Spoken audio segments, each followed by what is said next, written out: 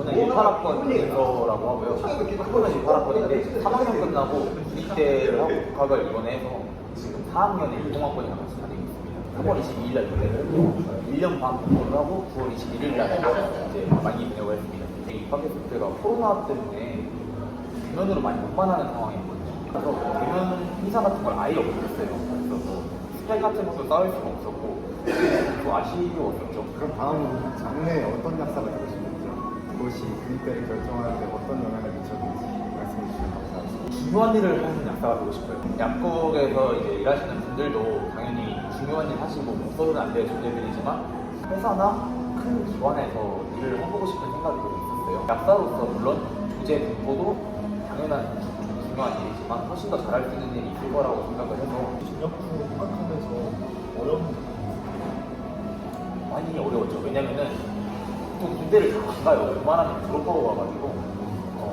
18학번에서 저 혼자 군대를 갔다 오고 17학번에서 아무도 안 가셨거든요. 일단 힐스가 없다 보니까 그게 사실 때 힘들었고 그리고 복학하기 전까지도 시간이 많이 크잖아요.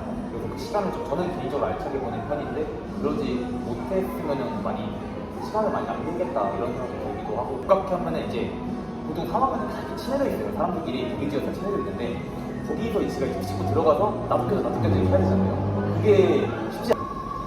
약대생이나 약사로서 갈 수 있는 보직이 따로 있는지 여쭤보고 싶습니다. 그쵸, 따로 있습니다. 따로 있고 전문 약제병 같은 경우는 이제 6년제 약대를 졸업하고 약사 면허를 취득한 이후에 그 다음에 지원을 할 수가 있어요. 그래서 제가 알기로는 1월 말에 국가고시를 치고 그게 2월 달에 면허가 나오거든요. 그럼 그거를 이제 3월 달부터 지원을 할 수가 있습니다. 근데 보통 3개월 전에 그 지원서가 올라와요. 그러면 이제 3월 달에 약제병 신청을 하고 보통 6월 달에 약제병으로 입대를 합니다. 그게 아니면은 일반 의료병으로 가야 되는데 3월 달에 입대를 할 수 있어요. 2월 달에 입대할 수 있고 1월 달에 입대할 수 있어요. 약대생이기만 하면 입대를 할 수 있고 그거 같은 경우는 이제 똑같이 의무학교라는 곳에 가거든요. 거기서 후반기 교육을 받는데 국제병 같은 경우는 거기서 의무학교 수료를 하면은 자대를 병원으로 가서 거기서 약사의 업무를 하면서 생활을 보내게 됩니다. 똑같이 18개월 동일한 병으로 다 분류가 되고요. 일반 의료병 같은 경우는 그런 병원에서 일하는 의무병들도 있지만 확실히 약사로서 일을 하는 게 아니기 때문에 의무병으로서의 역할을 수행을 하고 약사 면허를 2월달에 취득을 하잖아요. 그러고 3월달에 입대를 하면은 의무학교에서도 이 사람이 약사 면허를 취득한 걸 알고 있어요. 그래서 일반 의무병으로 지원을 하더라도 의무학교에서 약사로 차출돼서 약제병으로 근무할 수 있습니다. 다 6월달에 된단 말이에요. 그러면 3, 4, 5월달에 약사가 없어요. 그러면은 그래서 3월달에 저랑 같이 의무학교 생활을 했던 일반 의무병 약사님들은 웬만하면 다 약제병으로 차출되어서 병원에서 이제 근무를 했습니다.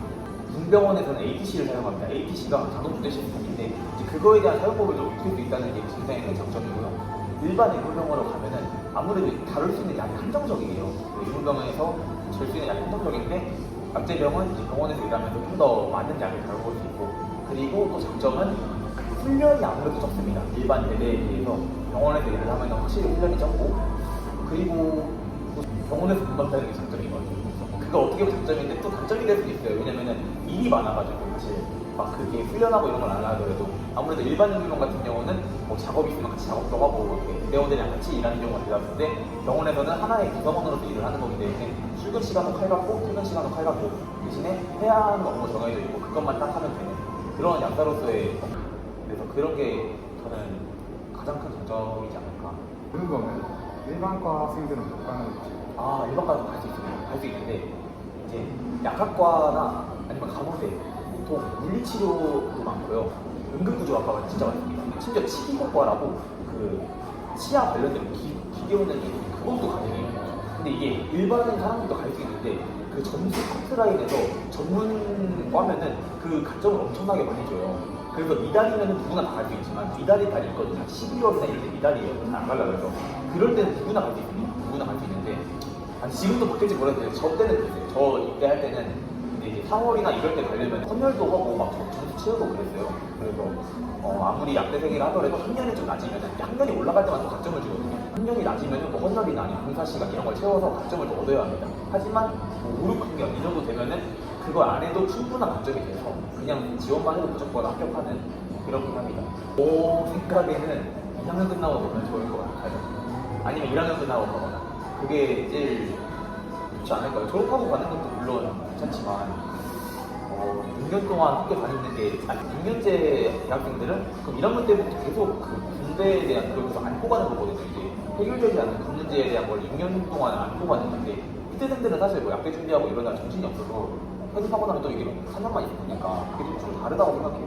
군복무에 대한 그걸 안고 가는 것보다는 저 생각에는 2학년 끝나고 갔다 오는 게 1학년이나 2학년 끝나고 갔다 와서 남은 생활하고 하는 게 좋지 않을까요? 근데 물론 사실 약제병이라 해도 약사로서 일을 하는 거긴 한데 어쨌든 똑같이 군복무 그냥 똑같고요. 그리고 오히려 약사로서 일을 하는 거잖아요. 그러니까 일을 더 많이 해요. 일반인보다 일을 더 많이 해요. 거기서 이제 뭐 사회 나가면 더 돈 많이 받고 할 수 있는 일인데 거기서 일을 더 많이 해요. 근데 월급은 이제 일반적으로는 똑같이 받으니까 물론 이게 훈련 받고 힘들죠. 힘든데 또 그만큼 좋은 점이 있어요. 이게 또 존엄에도 막 생기고 뭐 체력 단련이나 이런 것도 많이 할 수 있고 그래서 그런 것도 되게 저는 나쁘지 않은 것 같아서 이 약제병을 하고 싶어서 6년까지 기다렸다 약제병을 가겠다 이거는 제 기준에서는 별로 아닌 것 같아요. 그렇다면 혹시 아직 군 문제를 해결하지 못한 3학년 이상의 학생들이 정식인 문제라고 생각하시죠? 이거는 3학년 들어오기 전에 가는 게 제일 좋을 것 같고요. 아니면은 자기가 이제 3학년 끝나고 복학을 했을 때 진짜 잘 지낼 수 있다. 내가 후배들이랑 근데 아마 지금 이제 3학년 이상이면은 21학번이죠. 20학번이잖아요. 그러면은 웬만하면 이제 군대를 갔다 오면은 피트대가 아니라 이제 순대랑 자녀이에요. 그럼 아무래도 좀 공감대도 조금 안 받을 수도 있고 나이 차이도 솔직히 조금 나잖아요. 그래서 저는 그래도 18학번이었지만 20학번분들이 또 워낙 좋기도 하시고 우리 학교에 있는 20학번분들이 4학년 끝나고 가는 거는 조금 비추하게 4학년 과목부터 진짜 약에 대해서 많이 배우고 이제 복학해서 4학년 때부터 계속 같이 다니는 사람들이랑 시공부까지 같이 해야 돼요. 그러면은 또 이어지는 그런 과정 같은 게 있는데 그런 데서 저도 3학년 때 꼭 많이 까먹었거든요. 근데 갔다 오자마자 진짜 바보가 돼버리더라고. 그래서 적응하기 많이 힘든데 그것도 이제 4학년 끝나고 갔다 오면 또 다시 5학년 걸 이제 3, 4학년 걸 그냥 잊어버리고 이제 5학년 걸 하다 보니까 또 비추하긴 합니다. 만약에 3학년이 넘어갔다면 제 기준에서는 졸업하고 가는 게 좀 더 좋지 않을까. 석사 전문 요원이랑 그리고 박사 전문 요원이 있습니다. 석사 전문 요원은 석사 2년을 과정을 하고 석사를 수료한 뒤에 석사를 취득하고 그 다음에 이제 방위산업체 같은 산업체에서 근무를 하는 건데요. 거기서 3년 동안 근무를 하면은 군복무를 한 걸로 인정이 됩니다. 물론 5주 동안의 훈련 기초 군사훈련을 받아야 되고요. 옛날에는 박사과정 취득하면 무조건 면제였어요. 요즘은 박사가 최소 2년이거든요. 그러니까 박사를 수료하면 안 돼요. 수료랑 취득이 하는 게 달라요. 박사를 수료도 취득한 다음에 그 다음에 1년 동안 전문 연구 요원을 해야 합니다. 그렇게 하면은 군복무가 인정이 됩니다. 군대 입대는 하는 거긴 한데 다른 경로로 갈 수 있다면은 감사 의경은 지금 폐지가 그거 하나 알려드리겠습니다. 군인 같은 경우는 원래 사급 판정 받았잖아요. 그러면은 석사를 하지 않고도 방위산업체로 갈 수 있습니다. 전문 연구요원을 할 수 있습니다. 사급 판정을 받았으면은 석사를 하지 않아도 전문 연구요원으로 대학회사에서 일을 할 수 있다. 이거 좀 알려드리고 싶어요. 이거 알려드리고 싶어요. 약제장교라고 있습니다. 약제장교라고 있는데 그건 이제 장교랑 똑같이 38개월 근무를 하는 건데요. 그거는 약사를 취득하고는 중2 1호봉으로 시작을 하고요. 병원 약제과에서 이제 약제병들이랑 같이 일을 하는데 약제병들을 수술할 수 있는 장교로다가 근무를 하는 거죠. 네, 그런 방법이 있어요. 이때 시점에서 나이가 그래도 있는 편일 수가 있을 것 같아요. 그렇죠. 군대에서 어려운 점은 없어요. 군대를 빨리 가는 사람들 많이 있어요. 그래서 오히려 훈련소 때는 99년생 제가 22살에 입대를 했는데 22살이 꽤 많았고요.